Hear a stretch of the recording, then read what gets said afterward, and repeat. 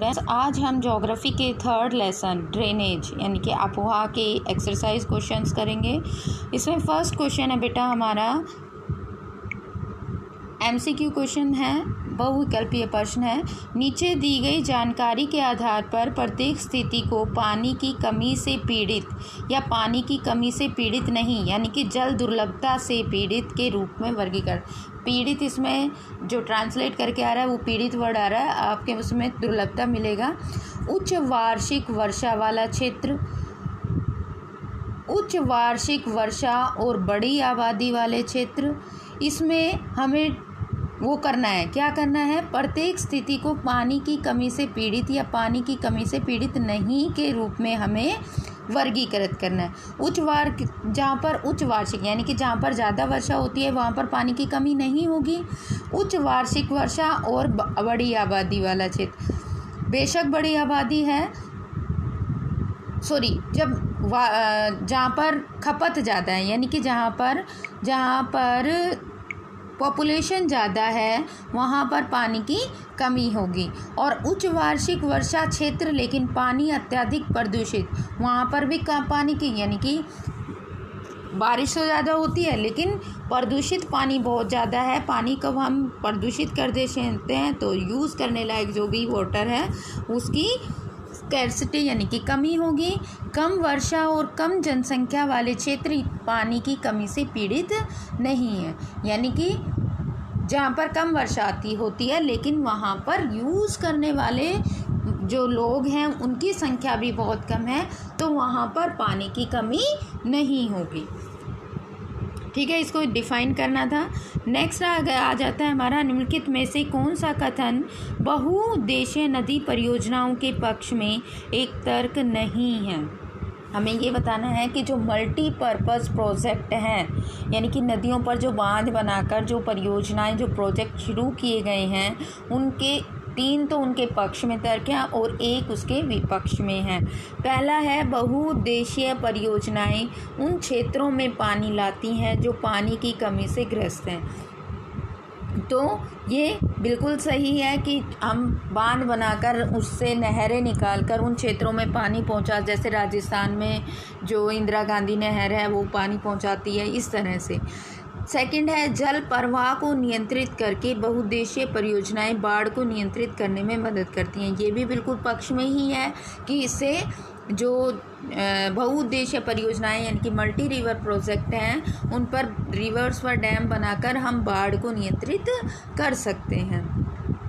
तीसरा है, बहुउद्देशीय परियोजनाओं से बड़े पैमाने पर विस्थापन और आजीविका का नुकसान होता है। देखो, विस्थापन तो होता है लेकिन बड़े पैमाने पर उनको कहीं ना कहीं स्थापित भी किया जाता है और उनके लिए कुछ बहुविकल्पीय आजीविका सोर्स भी ढूंढा जाता है। ऐसा नहीं है कि सिर्फ उससे नुकसान ही नुकसान है। तो ये उसके विपक्ष में तर्क हो गया यानी कि उसके अगेंस्ट हो गया। तो आंसर इसका सी हो जाएगा। नेक्स्ट क्या है, बहुउद्देशीय परियोजनाएं हमारे उद्योगों और हमारे घरों के लिए बिजली पैदा करती है। तो मल्टीपर्पज़ प्रोजेक्ट हैं उससे हमें क्या मिलती है, विद्युत मिलती है। जैसे भाखड़ा नंगल डैम है, वहाँ से जो भी इलेक्ट्रिसिटी हमारे यहाँ पर जो हरियाणा पंजाब में मेनली वहीं से जो है विद्युत सप्लाई होती है। यहाँ कुछ गलत कथन दिए गए हैं, गलतियों को पहचानें और उन्हें सही ढंग से फिर लिखें। ये एक्सरसाइज एमसीक्यू है इसलिए मैं करा रही हूँ आपको। बड़ी और घनी आबादी और शहरी जीवन शैली के साथ शहरी केंद्रों को गुना करने से जल संसाधनों के समुचित उपयोग में मदद मिली है। तो ये क्या है, गलतियों को पहचान कर उन्हें सही ढंग से लिखना है। तो ये तो वैसे ही सही है कि जो घनी आबादी है उसकी जो जीवन शैली है या जो सेंटर पॉइंट है उनमें जल संसाधनों का संयुक्त मतलब उनकी जो उनका तरीका है उनको सुधार कर हम जो रिसोर्सेज हैं उन्हें संचित कर सकते हैं। नदियों में विनिमय और नुकसान के कारण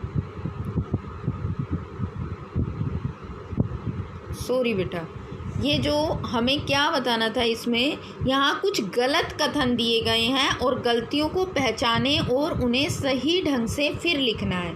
जो हमारा पहला पॉइंट है उसमें क्या दिया गया है कि बड़ी और घनी आबादी और शहरी जीवन शैली के साथ शहरी केंद्रों को गुना करने से जल संसाधनों को समुचित उपयोग में मदद मिली। ऐसा नहीं है, इसका अपोजिट है कि जो भी शहरी क्षेत्र हैं वहाँ पर प्रदूषण भी ज़्यादा है और पानी की खपत भी ज़्यादा है, यानी कि यूज़ भी ज़्यादा है। तो ये गलत कथन है। इसका उल्टा क्या होगा, इसका सही कथन क्या होगा? बड़ी और घनी आबादी और शहरी जीवन शैली के साथ शहरी केंद्रों को गुना करने के परिणाम स्वरूप जल संसाधनों का अनुचित उपयोग हुआ है। समुचित की जगह आप क्या लिख दोगे?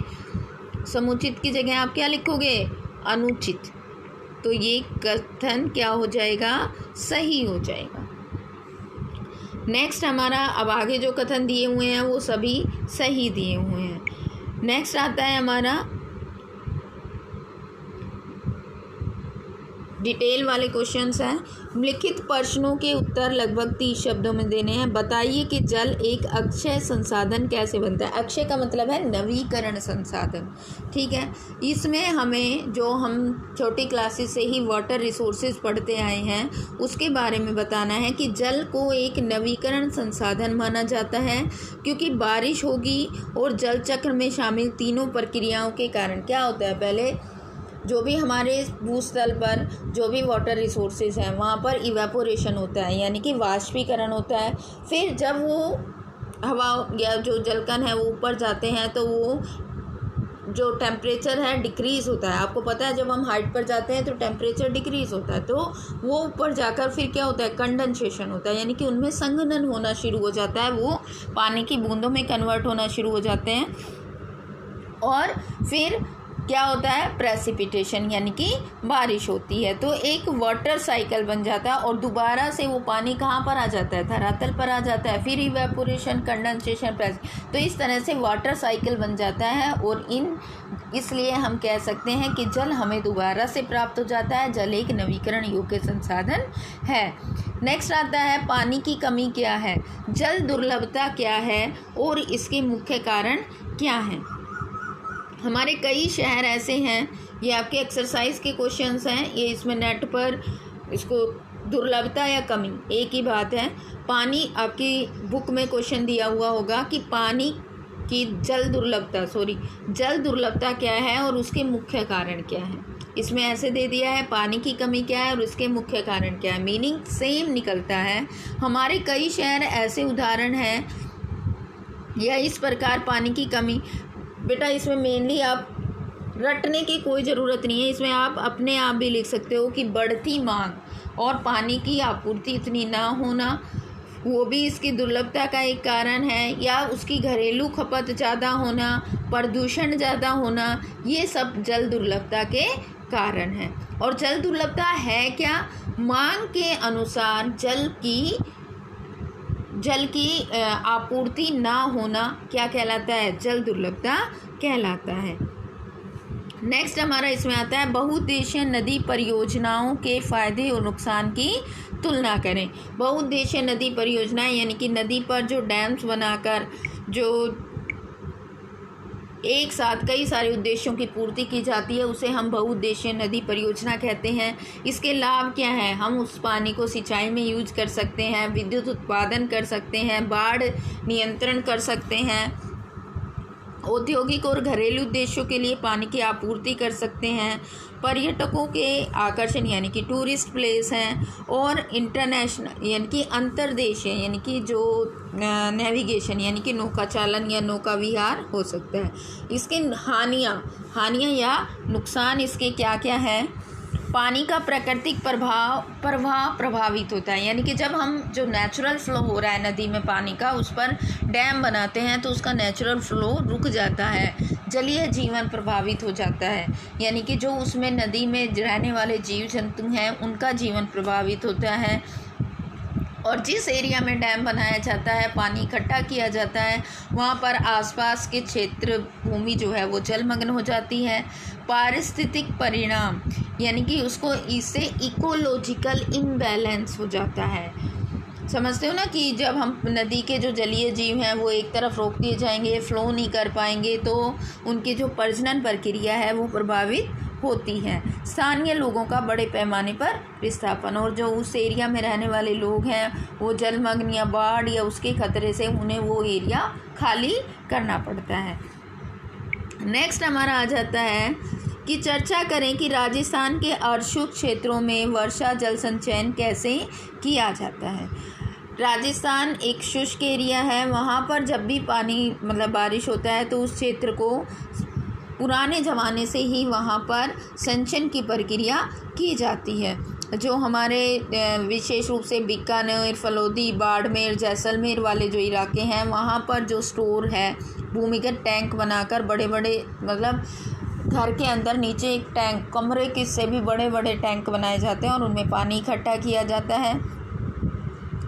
ये अच्छी तरह से जल छत वर्षा जल संचयन प्रणाली का हिस्सा थी। मतलब पहले भी ये सारी चीज़ें की जाती कि बारिश का पहली बारिश का पानी इकट्ठा नहीं किया, फिर छतों को बिल्कुल साफ़ कर दिया जाता है और वहाँ पर एक नाली लगाकर उस टैंक में छोड़ दी जाती है। जितना भी बारिश, राजस्थान में कम ही बारिश होती है और जितनी भी बारिश होती है उसका पानी उस टैंक में इकट्ठा कर लिया जाता है। और इसमें इनका पहली बारिश का पानी छोड़ दिया जाता है और इन टैंकों में इसको इकट्ठा किया जाता है। नेक्स्ट हमारा आ जाता है कि बताएं कि जल संरक्षण और भंडारण के लिए पारंपरिक वर्षा जल संचयन विधियों के आधुनिक अनुकूलन कैसे किए जा रहे हैं। हमें ये बताना है कि जल का कंजर्वेशन करने के लिए, उसको बचाने के लिए, उसका स्टोरेज करने के लिए जो पारंपरिक वर्षा जल यानी कि पारंपरिक यानी कि पुराने ज़माने से जिस तरह से जल को इकट्ठा किया जा रहा है उनको अब हम मॉडर्न तरीके से कैसे कर रहे हैं। तो इसमें एक हमारा आ जाता है परिष्कृत हाइड्रोलिक संरचनाओं के साथ, यानी कि जो भी रेन वाटर हार्वेस्टिंग सिस्टम्स हैं वो लगाकर वर्षा का पानी इकट्ठा करके और मिट्टी के प्रकार की गहराई से जानकारी इसमें ये। नेक्स्ट इसमें आ जाता है भूजल नदी के पानी और बाढ़ के पानी की कटाई। इसमें मेन जो आपको लिखना है वो यही है बेटा कि वर्षा के पानी को इकट्ठा कर उसका प्रदूषण मतलब जो भी नदियों से जो केमिकल फैक्ट्रियों से, औद्योगिक क्षेत्रों से जो निकलने वाला केमिकल है उसको नदी नालों में ना छोड़कर, दूसरा जो बाढ़ वाले क्षेत्र हैं वहाँ पर उन क्षेत्रों में जगह जगह नहरें या नल अवनालिकाएँ खोद दी जाती हैं जिससे बाढ़ का पानी जब आता है तो उनमें भर जाता है। आसपास का पानी जब सूख जाता है तो वे नालिकाएँ, वो जो गहरी गहरी नालियाँ या नहरें सी खोद दी जाती हैं थोड़े थोड़े एरिया में, वो क्या होती हैं, भर जाती हैं और उस पानी को हम सिंचाई में यूज़ कर सकते हैं। या कुल या जो होड़ तालाबों में पानी को इकट्ठा कर उसका हम भंडारण और संचयन कर सकते हैं और इससे हम जल को संरक्षित कर सकते हैं। आज के इसमें वीडियो में इतना ही।